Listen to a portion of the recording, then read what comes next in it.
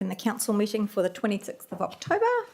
Remind everybody that we are live and being recorded. So Jeff's going to lead us off with our karakia. We'll all join in. Kia ora no everybody, toru, wha, whakatakatahau ki te uru, whakatakatahau ki te tonga, kia mā kinikina ki uta, kia mā tātara ki tae.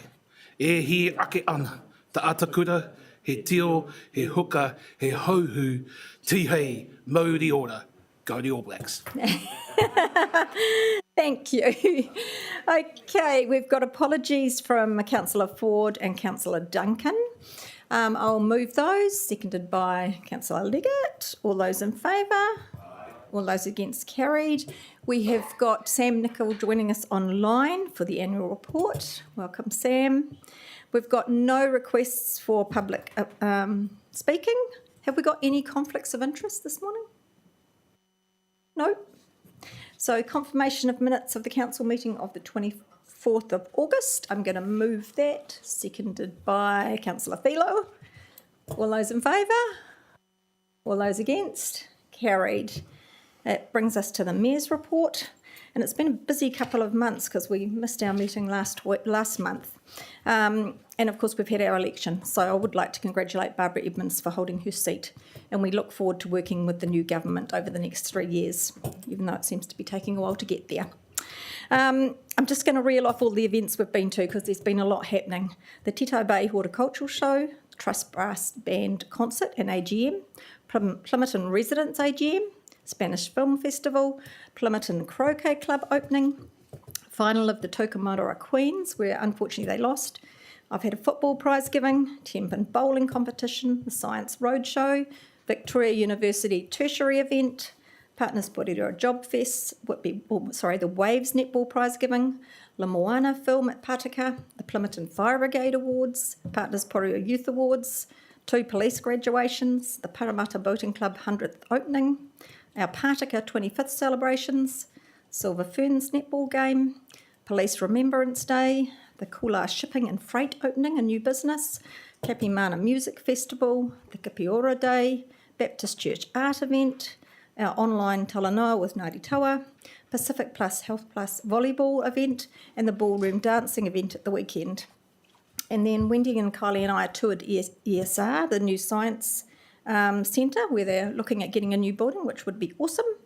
And then Wendy and Nick and I visited the wool store to see how they were going, which is the site by the abandoned brewery, and we look forward to that opening in early February. We've had 6 flag raisings, Tongan, Māori, Tuvalu, Fiji, Niue and Tokala this week, and we've had 2 citizenship ceremonies. And then we had the water summit that a number of you came to, and the local government choose localism summit with another one of those coming up. So it's been a busy couple of months. Thank you. I've got no petitions, so we will move straight into our committee recommendations. So Councillor Leggett. Thank you, Mayor. I'd like to move that Council accept the recommendations of Te Puna Kōrero meetings of the 7th of September, that's 10.1, and the 5th of October, which is 10.3. Okay, we have a seconder for that, please. Councillor Johnson. Any issues with anybody? All those in favour? All those against? Carried. Councillor Trillin. Thank you, Mayor Baker. I'd like to move that Council accept the committee recommendations of Te Puna Kōrero from the 21st of September 23, 10.2, and Te Puna Kōrero on the 19th of October 23, that's 10.4. Thank you. Can I have a seconder for that? Councillor Hayward. Any issues? All those in favour? Those against? Carried. Okay, now we move to our first one, the annual report, 11.1. I'm going to move it to put it onto the table, seconded by Councillor Trillin. I'm going to ask Warren Allen to come up. Oh, officers as well, I think, whoever's coming up. Yep, and Sam is online. So would you like to give us a quick rundown, guys? Thank you, Mayor. Good morning, councillors. It's frightening to think that it's another year we're sitting here doing the annual report, but as always, it's a great pleasure of mine to brief Council before you consider the approval of the annual report for the year ending June 2023 and brief you on the work of the Audit and Risk Committee. The Audit and Risk Committee is a very worthwhile subcommittee of Council, and it gives us the opportunity on a number of topics to sort of deep dive into areas. And one of those topics that we spend quite a bit of time on is the annual report. So just one or two things to draw your attention and to indicate that at the Audit and Risk Committee we spent some time on. When people are asked to approve annual reports, and particularly the financial statements within the annual reports, the big area of interest and concern is the estimations that are used in preparing those annual reports. And for this year, the Council, very much the same as all councils throughout New Zealand, have revalued all of their asset classes. So Council involves independent and external experts in assisting them in revaluing those asset classes. Those people have been used in the past. And really what was unusual this year is that the water assets weren't scheduled for revaluation, but because of the reforms, it was considered appropriate to just make sure that the valuation that was undertaken last year was still valid. And there was a further movement upwards. And it's a worthwhile thing to do in times of inflation and in rising sort of replacement costs. And what we saw was just over 300 million increase in the asset valuations this year. The predominant area of increase was land. More than half of that 300 million, over 300 million, was in the increase in the value of land. And I draw attention to that because it's important to note that the increase in the valuation of land does not affect your depreciation charge, so does not have an impact on rates. So, one of the situations with the increase in the water assets again this year was that that'll have a flow-on effect and an increase in the depreciation and therefore the rates. So just draw your attention to that. There's certainly no areas of concern. There's been a lot of work done by management and the auditors in making sure that those valuations can be relied upon. The second area that I'd like to draw attention to, again this year, we saw a year of large capital involvement in capital projects, and that saw a small increase in the debt level, but to indicate to Council that those debt levels are well within policy, are well within what is seen in other councils around New Zealand. So a lot of attention is paid by management to make sure that the effect of those increased debt levels and the resultant interest charges are within policy and can be managed by Council. It's also very pleasing to note this year that the auditors are in a position that they are able to remove the qualification that has been there for several years now on the current year's figures. Just to remind Council that there was an issue in recording complaints, particularly around issues with water. It was sort of the system wasn't able to, in conjunction with Wellington Water, be accurately recording the actual number of complaints. A lot of work has been done by management on that this year. some really good work by the auditors, enabling them to get comfortable with the figures, and that's resulted in an unqualified audit report on this year's figures. The auditors need to carry for this year their qualification that existed for last year in relation to the comparatives. So next year we should see a totally clean audit report again, and I think that's to be commended. A lot of good work's been done in that, and again, many other councils haven't been able to achieve that situation. So thank you, Mayor. I'd like to congratulate council management and the finance team in getting to this situation ahead of the deadline of the 31st of October. And, it's very pleasing to see that you're sitting here today ready to approve this annual report. So thank you. Happy to answer any questions. Okay, Sam, would you like to say anything? Only just to reiterate Warren's comments, very pleasing that we're able to successfully navigate the complaints matter to get to a point where we can conclude without a qualification for 2023, and a testament to a lot of work all round. Thank you. Okay, I'll open it up for any questions. Councillor, are we happy? I don't have. Oh, I've got one Comment? question Yep. and a couple of comments. That's okay. Comment. The first one, just wondering on page 47 if we can make a minor editorial change to Michael August, just to make reference to the late Michael August, just out of respect, he has actually passed. So if We we can can, do that, yes. Wendy, thank you. The second one is it's actually a great report. I thought it was really well written. A lot of work obviously goes into it. And behind the scenes, and so I just want to acknowledge the staff actually of our council that no matter, despite any challenges that were put in front of them for the year, there's certainly a lot that's getting done. The other point that I wanted to say would be next year and looking forward, it'd be good to see both our Pacific and Māori strategy intertwined into that annual report as well. Thank you. Councillor Leggett? Okay, if I reiterate your comments about staff and those external people as well. I'm just speaking for Josh here. One nitpicking point.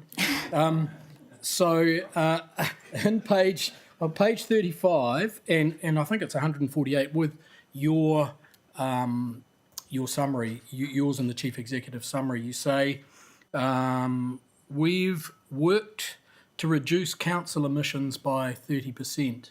Well, I know further on in the report it says it's a work in progress. That does not read like it's a work in progress. It just reads like it has happened. And the only other one was, I think, Know Your Pipes, and I can't remember the page number. It probably says later in the report, but it doesn't say where Know Your Pipes occurred. It doesn't say Titahi Bay. So just note that as another nitpicking point. Thank you. But a great annual report, I think. Noted. Anybody else? No? I have to agree with everybody. Thank you to all the staff and Warren and Sam. It's been really good and it is a great achievement to be able to tick this off. So I'm moving and it's been seconded. All those in favour? All those against? Carried. Thank you very much. Wendy and I will sign the document. We could maybe do that at the end. Can we check? Is that right? We move to 11.2, the dog control bylaw amendment. I'll move it to get it on the table. Seconded by Councillor Hayward. Okay, open for discussion. Councillor Johnson. No, I just have one. Is your mic on? At the end of my term, I'll be really good with this. Look, I just have one question, and it's around allowing dangerous or menacing dogs in a dog park when they're on a lead and in a mask, wearing a muzzle. And it's not so much that I'm opposed to it, but I can't understand why. I just really wanted some clarification about why a dog would want to go into a dog park when they're on a lead that's 1.5 long and they've got a muzzle. So we're allowing that. And I'm just wondering, curious to get feedback on why people would take a dog to a public dog park when it's already masked and on a lead. Thanks. Through the chair, so just to clarify, it's just menacing dogs. Yeah, The I dangerous ones are understand. still not permitted. And dog exercise areas is all of the off-leash areas, so it's not just the 2 fenced-in ones. It's actually all the beaches, the pathways. So Yeah. it's all these ones where it is perhaps understandable that they want to walk their dogs. In terms that's where the main rationale comes from, is why we would allow it for the non-fenced ones. It does allow menacing dogs now in lead with the muzzle in the fenced ones. Whether that's something that they'll want to uptake or not. It's really curiosity. I completely support outside of dog parks this. I just can't see why you would take your dog to a dog park with a muzzle and a lead. They can't do much more there than they can freely. So that was just a question. Thank you. Okay, Councillor Legger, excuse me. I just wanted to comment on that. We know a dog like that who comes to the dog park at Plympton, and I think it's a great part of continuing the socialisation of that dog. I mean, I don't see him as a menacing dog anyway. He's fine. So I have no problems with that being in there, and I think people are responsible, and I think it helps dogs continue to socialise. So no problem. Okay, Councillor, are we happy? Thank you. Yeah, I guess just following on that, menacing is really breed related, isn't it? Not necessarily dangerous, but there are incidents where something might happen, and because of that incident, they're now a dangerous dog, but they might not actually be dangerous. It's the whole system's just interesting. But anyway, we agree that you just have to follow legislation. My question is the Parramatta Beach restriction that's in here. I'm finding it kind of difficult to why we would put that into place when nobody will ever follow that rule. It is a very popular beach for people to take their dogs. They walk their dogs off lead a lot in the winter, in the summer. How would we monitor that, or how would we regulate that when I really don't think it's going to make a difference? Through the chair, yeah, that is a good question that I think applies to all of the beaches and off-leash areas. And is, I think, perhaps something we need to consider when we review the bylaw in full, and the animal control team is always monitoring complaints and issues, and so if we think that we need to address this sooner, we can come back and we can look at doing a full review and looking at all these things. So sorry, can I? That's Thank okay. you. Yeah, so following on from that, I think in the review it would be good to have a look at those problem areas where there are more issues with dogs off lead, like the Camborne Walkway, as opposed to the Parramatta Beach, where people seem to have more control over their dogs there. Thank you. Thank you. I was going to ask about the Camborne Walkway as well, because lots of complaints. But anyway, Councillor Hayward. Following on a theme brought up by other councillors with regards to enforcement of the law, I wonder if officers can actually, give some indication of additional measures that are being undertaken, irrespective of the bylaw changes, with regards to enforcement of those rules. My example is Colonial Knob, Rangituhi. And around the restriction of dogs being allowed on that area. This has been raised with councillors and council officers, so I just want to get a sense of a flavour of what actions are being taken in that space. Kia ora. Nick, you're going to reply? Yeah, kia ora. Through you, Chair, I think it's probably more appropriate I answer than Kieran. So we have 5 animal control staff, 4 of whom are out and about in the city. We focus on the most dangerous situations, and we focus on the high priority, which is about bites, wandering dogs in particular areas. So the staff have got a pretty good handle on where we've got problem animals or problem owners, actually, to be quite honest. What we tend to do when we have what we would identify as a hotspot, of which Rangatui is one, Parramatta Beach, Camborne Walkway is another. We have hotspots around walking exercise areas, and when we have those, we channel our resources to that place. So, if you like, we follow problems rather than we're out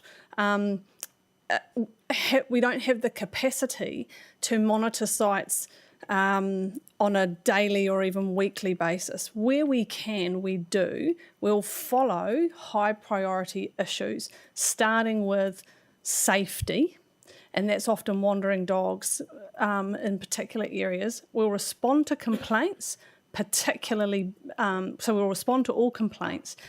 Then, when we get a hotspot area, we will spend time and increase our presence in that place, and we'll focus on education, we'll focus on reminders, we'll increase our presence. But the reality is, it's really hard with 4 staff to be in places at the right time. So we are very dependent on people communicating with us quickly. So we always try to encourage people to do that so we can get to that place and respond quickly. We always have officers on the ready to go and react to something quickly. We always have to have that capacity in our system. And so if all that's going okay, then we will rove to different exercise areas around the city. That's how we operate. We don't have enough capacity in our staffing numbers to regularly visit areas on a weekly or daily basis at present. We are constantly looking at how we can do things better with what we have, and I guess it's just monitoring whether things get out of sync too much, if that answers. Thank you. That does actually a very good answer. Related to that, is there any efforts made as part of looking at other solutions, as alluded to in the answer, with regards to increased signage around those so-called hotspots, so as to reinforce the messaging, so as to also help as a preventative measure? Yes, through you, Chair. So yes, signage is a project within the team at the moment around how can we improve it. And we are working on that. That really came out of the bylaw review, didn't it? That was a very strong message from the community. So we are working with teams around what that looks like and how we can improve. It requires resourcing. It requires quite a lot of dollars to produce the signs, put them up. But to be honest, the presence is actually more valuable. The more presence we have, the more we talk to people and they see us, the better the result generally. So in short, yes, we are working on signage. It's not the golden, necessarily the golden answer, but we can certainly improve it.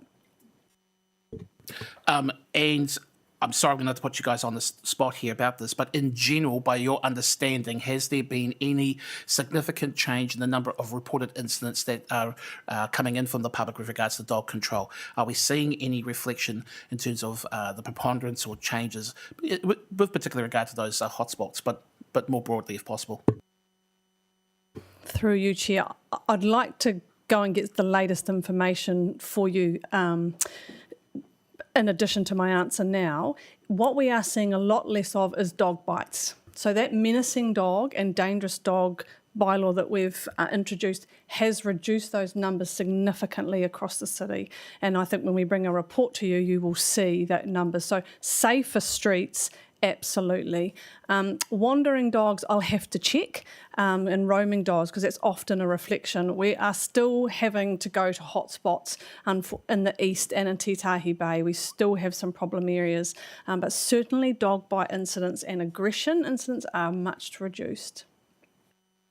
Thank you. Thank you. Anybody else? Councillor Johnson again. That's great news, firstly, on the reduced aggression and dog bites being reported. But I just want to raise a question. When signage came up, Josh and I have a medium-term resident who is very keen to see signage outside opposite Endeavour Park outside. I think it's the Montessori Early Childhood Centre. And I'm just wondering if we can have an update on that, please. I'll take a note of that and need to come back to you, Councillor Johnson, if it's okay. Thank you. Okay, I'll move the report. All those in favour? All those against? Carried. We will move to 11.3, the meeting schedule. I'll move it to put it on the table. Seconded by, Councillor Waddle went before you. All those in favour? So I've put it on the table. Meeting schedule. Any comments? I'm sure there's not. Okay, all those in favour? All those against, carried. 11.4, submission on the environment, the climate adaptation. Move it, put it on the table. Thank you, Councillor Trillin. Have we got any comments on this one? Yes, Councillor Trillin. Thank you. I'm just going to speak on behalf of Ross, actually. No, thanks very much. This is fantastic. I just had a couple comments and one question. In particular, I thought that it was really apt that we are leading with our te-based approach. I thought that was really good, and that the comments that we passed along through workshop around the emphasis on our approach being community-centred, nationally enabled, funded from central government, but with genuine community-level decision-making, I think that came through really, really strongly. And the point that was made at para 44 around the current incentives that exist around infrastructure investment over retreat, I think is actually really key. And I hadn't actually thought of that issue until I read it in the report, so it was really good to see it there. The question I had is in relation to paragraph 22 on page 192 of diligent. I believe it's actually 193 in the report. The comment around how Porirua City Council is concerned at the resources invested by some central government agencies in submitting against district plan processes with the potential outcome of increasing the exposure of our communities to climate-related hazards. Could we get a little bit of elaboration on that, what exact sorts of submissions we're seeing? My memory of this is that in the inquiry, there was some comments around actual central government taking control over district plan hazards assessments, and that's we couldn't actually see how we could actually make that work if we're not doing it in a local context, and we need control over doing that to be able to have the information to inform our community. So that was part of it. I didn't write the submission and my staff member is away today, so I'm just trying to remember if there was any other points around that. Well, I wonder, because I think that the implication I got from it, and I may have been way off on this, was that I understand that a number of councils, their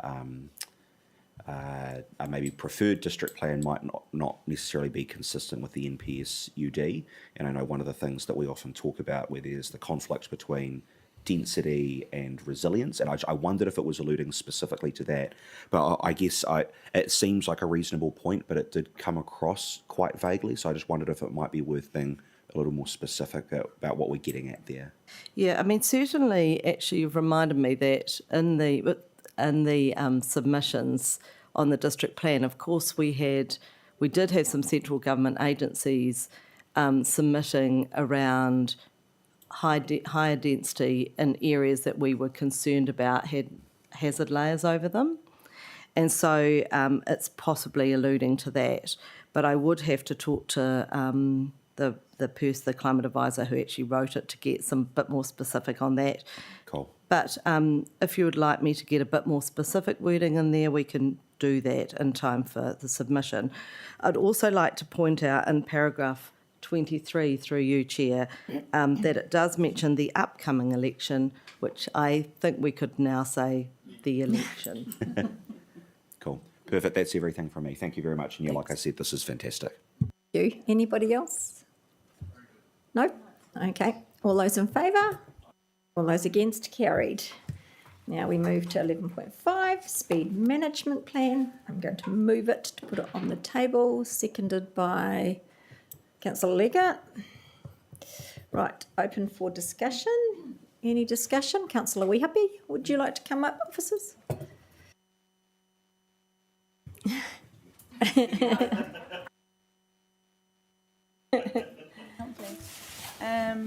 Thank you.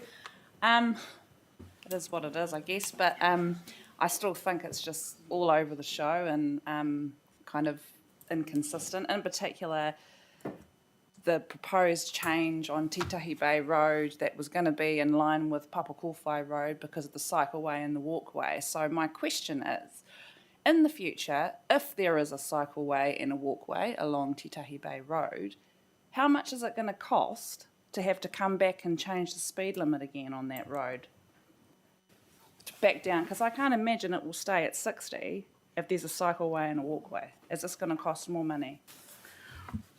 Through the chair, yeah, we have to do a special consultation on that to change it, and the other traffic management issues will be there, but the officers propose to change it now as part of the whole system, but the TPK's resolution was to keep it as 60, so therefore we just... Well, Councillor Duncan actually moved a motion and got it back to 60. Yes, it was, yeah. Through the Mayor, Nationals policy is called Accelerate New Zealand. Their wording is stop Labour's blanket speed limit restrictions. That applies to highways. So Labour was talking about 100k down to 80k. But then it says, and start work on replacing the land transport rule setting of speed limits 2022. So it's start work on replacing. So it's there will be a new regime in a year or 2 years. When you go into the detail of Accelerate New Zealand, it says, and what National's are doing is reflecting that some communities, when they were consulted about the speed limit changes that Labor had, which was driven by safety, didn't support those reductions. If you reflect on our consultation around schools and the people who wrote submissions, you were pretty good, about 50-50 or higher. If I think about Raiha Street, where we took that down, we asked in our resident satisfaction survey, did you support the speed reduction on Raiha Street? 58% said they did. That 58% is the very satisfied and satisfied. It doesn't include the somewhat satisfied. So satisfaction is actually this council. Most of what you did is with your public support, or at least 50-50. The national plan says what we'll be doing in future, councils will have to listen to their communities. They'll have to listen to road user groups. They'll have to take into account the impact of reduced travel times. And around schools, it will have to be variable speed limits. So based on everything, I went through it in detail yesterday, I'm sort of reflecting back on where you got to. You exercised your own minds and came up with a pretty good, I know it's random and a bit here and there, but I expect in 2 or 3 years, or 2 years, or 1 year, there'll be a slightly different regime, and if you want to change speed limits, you'll go through a similar process. Whether you do it across the whole city, or you say, we didn't quite get it right in some areas, and we're going to have to consult and relook at the process, that's how you will do it. I obviously can't change a lot, but I'm just a little bit thinking about this 30k speed limit in the CBD between 8 and 5 and how just confusing that's going to be for everyone. I just don't understand why we would implement something like that. But hey, that's all I wanted to say. Through the Mayor, the other point to this is the recommendations are, if you recall, we send this into Waka Kotahi to the Director of whatever his title is. What does the Director now do, knowing he's reading the National Accelerate policy? So I'd be interested to see what the response is at this time. If he even reads it. Councillor Philo. Just a quick question on the funding on page 199. Can you just confirm that the 11 million that we're going to get over the next 3 years is that in addition to what we already get from Waka Kotahi? That it's more? No, that's part of Road to Zero budget as well. So the Road to Zero budget is already been approved, and some additional works will be going on. The 11 million is for the next 3 years, and now that works category has been changed to road improvements category, so will be redistributed. Through the Mayor, you'll be having a session with Mr Baker shortly on the LTP workshop about what's your capital program going forward? What can this council actually afford? So there'll be a conversation in there about how big is the roading budget moving forward. Canute is quite correct. 11 million, you should look at that. That's the total figure. There is 53% Waka Kotahi funding in there, ratepayers. But whether it is 11 million moving forward or actually there's a conversation that it has to be a bit less because you need a bit more in another area of roading, or overall we've got a problem with debt headroom because of the three waters. That conversation has yet to be had, and then you go through consultation with your community. But the way the paper is written at the moment is this is as per your current LTP and moving forward. Do you suspect that this accelerated the national policy or will affect this or this funding, or is it too far? I don't think so. Having worked under Labor governments and national governments for many years now, the priority of central government is about state highways and their funding and larger passenger, ferry, rail, things like that. In terms of us trying to get our share and doing things on local roads, both parties are equally as bad to deal with. So, we really have to lobby hard, but both of them understand safety around communities and schools. But it's always been minor money in our ability to get out of Waka Kotahi. Councillor Leggett. Can you remind me, just following up from what Kylie said about the 30 kilometres an hour in the city centre, was that a safety thing? I mean, are there real issues in the city centre in terms of safety? This is based on the safety risk. That means it's not based on the what exactly happened in the number of crashes or anything, but the safety risk, number of pedestrians, cyclists going through, and the mixed mode of transport, and the environment, how that environment looks like. So that's the reason it's been. Okay, thanks.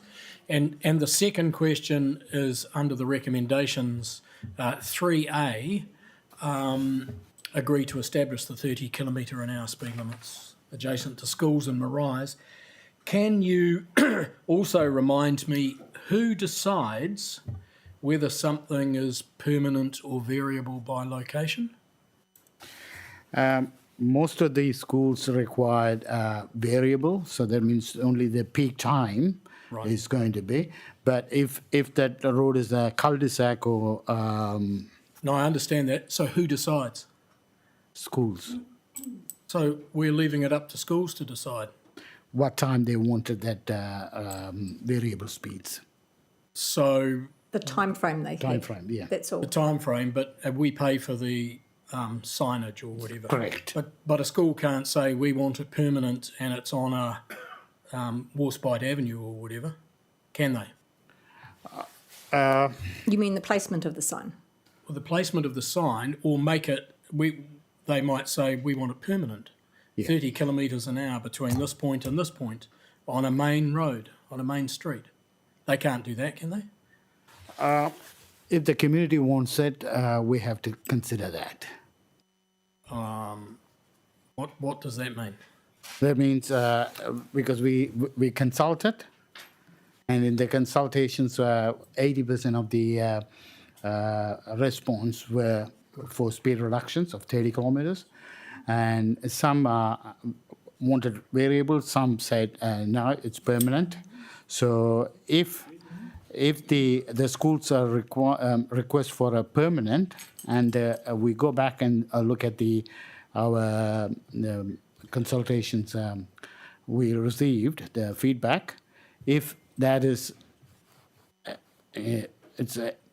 If that says yes, that's okay, that the consultations results is tallying with what the school is asking, then we could say, yep. So that means council loses its decision-making responsibility. No, council made the decision of going to 30 kilometers an hour speed for the safety of the school children. Sorry. No. Yeah, okay. Yes. It's whether it's permanent or variable that I I'm... think what Canute's saying is we consider it, but given I've just read out the national policy statement on variable, and I've got a pretty strong message from you, there'll be variable. Fine. Councillor Trillin. Yeah, cheers. I just wanted to say, actually, specifics aside, I just want to support this plan. I think it's a really good movement in the right direction. I think largely where we're reducing speeds, the overall impact that's going to have on travel time is going to be relatively negligible, and this may save lives. So I don't want us to lose sight of that. I think it's really important that this is heading in the right direction. In addition to that, I just wanted to say I do echo some of the concerns raised by Councillor Wehapi. I'm not going to relitigate the issue around Tite Bay Road because we voted on it. We went through that right process. But I do think we should have stuck with the 50 kilometres an hour, and we may now have to go and change that again later on. But that went through the process, so I'm not going to put an amendment or anything. I just want to go on record with that. But yeah, overall, support this. Think it's heading in the right direction. Great work. Councillor Nallo. Thank you for that. I'd just like to move an amendment, if possible, to remove 3B. B. Number B. Yeah, I guess as someone who travels in and out of the city and around the city every single day, 30 just seems to be too slow. And I think Porirua people were safe drivers in the city, from what I've seen. Okay, let's see if we can get a seconder and then you can speak to it. Okay, seconded, Councillor Philo. Okay, now you can speak to it.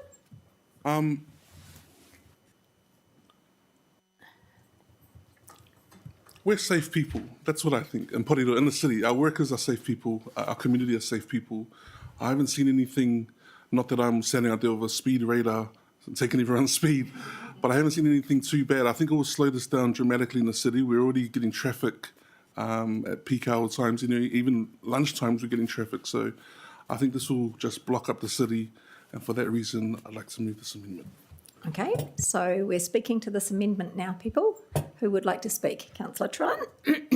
Thank you, Mayor Baker. Could I request that we get a reminder from officers around the rationale for this specific proposal as discussed at TPK? Sure. Through the chair, we looked into mega maps. That's the NZTA versions of all the traffic speeds around the city. What is the operating? And most of the time in the CBD is less than 30 kilometers an hour operating. So, I mean, in our opinion, it's not going to reduce any further. So, therefore, will be the same as now. Cool, thank you. So I guess further to that, I think on one hand, this largely reflects a lot of current practice. There might be a small number of people who are driving a bit faster. I think about the direction we're trying to move our CBD in. We want to make it more accessible and walkable for people. I know we've got efforts around that, safer for walking, cycling, other forms of transport within the CBD as well. Given the fact that there aren't many people who are already driving at that speed limit, I think on balance, increasing the feeling of safety for people by having uniform, consistent speeds that actually align with what the majority of us are doing already, I think is appropriate. So I will be voting against this amendment. Okay, Councillor, are we happy? Thank you. Yeah, so this was my concern, and I don't know if you remember the submissions, but a lot of people actually didn't agree with the CBD going to 30k, and in particular changing the hours of the day, like it makes a difference. But I think as Councillor Ngalo has said, you really can't go much further than 30k in the gist of it anyway. So I'm just, the fact that we're putting this in there because it aligns with your national standards and and all that kind of thing. I feel like this has just been thrown out on the table, and this is what we're doing, so this is what you should do. And I'm going to support your amendment, Councillor Ngalu. Yeah. Councillor Philo? Oh, sorry, no? Sorry, I had your hand, sorry. You were seconded. Okay, Councillor Johnson. Look, I really want to support Josh. I won't be supporting this amendment on the basis that we had substantial discussion around this. It was based on the safety of everyone, but especially in reference to the number of schools close to the CBD. We lowered it to 8 a.m, enabling the fact that children were going to be were in the area before school and whatnot, or traversing through the CBD, whether it was from the railway station or the buses. It also takes into account the number of dance schools and just the general movement of people. So if we're generally travelling that speed anyway, I'm a supporter of the 30 Ks. I also think globally we're all looking towards slowing the movement of traffic around our CBDs and making it a more walker-friendly area, supporting different modes of transport. And so for those reasons, sorry, I won't be supporting this amendment. Anybody else want to speak to the amendment? Councillor Hayward. Kia ora, kura matua. I come back to the comment that I made in Te Puna Kōrero. I think we were all here for that meeting and the hearings as well. Always had the opportunity to put the motion then, Mose, but now there's one here. So there's an issue that I've always thought was about how no matter how safe individuals are, a system is designed to deal with the worst case scenario. It is not to deal with every scenario, but to make sure that we improve the safety for everyone, not just whether you're in a car or on a bike or walking, mobility scooter, what have you. I guess we are, people say, well, it's a restriction on the travel time. It's going to make it's going to take longer for people to travel to places. True. But that also means for individuals who may be injured or their lives irreparably changed or lost because of the improved safety, we gave them an extra chance of life, even if it was 10 minutes.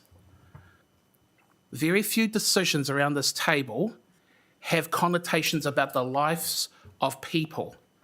So this is not a simple thing. For this reason, after having gone through the deliberation, and I would want to second the point by Councillor Trillin, even though we did vote for certain things that didn't get passed, the process was the process.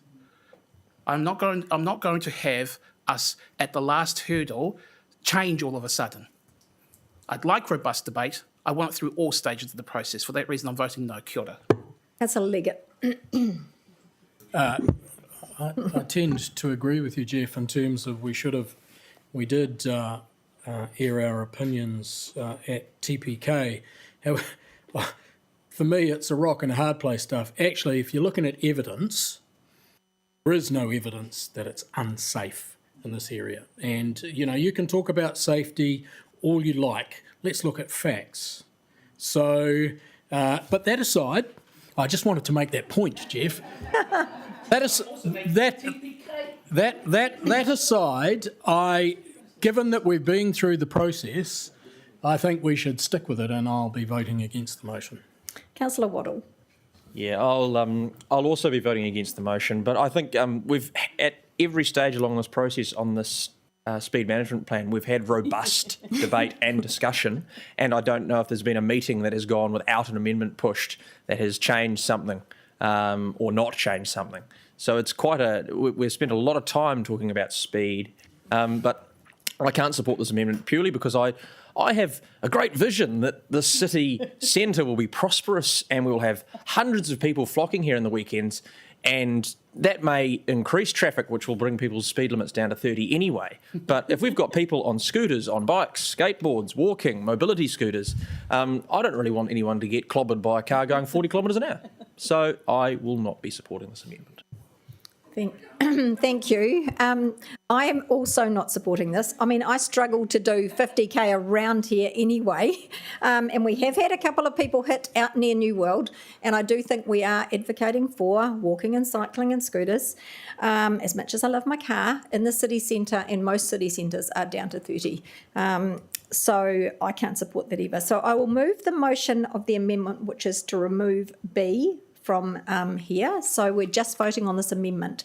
So all those in favour of Moses' amendment to remove B, raise your hand. Councillor Philo, Councillor Wehape, Councillor Nalo, and all those against, the rest of us. So that is declined, sorry. Thank you for trying. So we go back to our main amendment, and we've all spoken to it. Yep, and so I will move it. 1 to 4. All those in favour? Those against? Carried. Thank you. Good debate. Okay, so we now move to go into public excluded. I will move that. Seconded by Councillor Nalo. All those in favour? All those against? Right.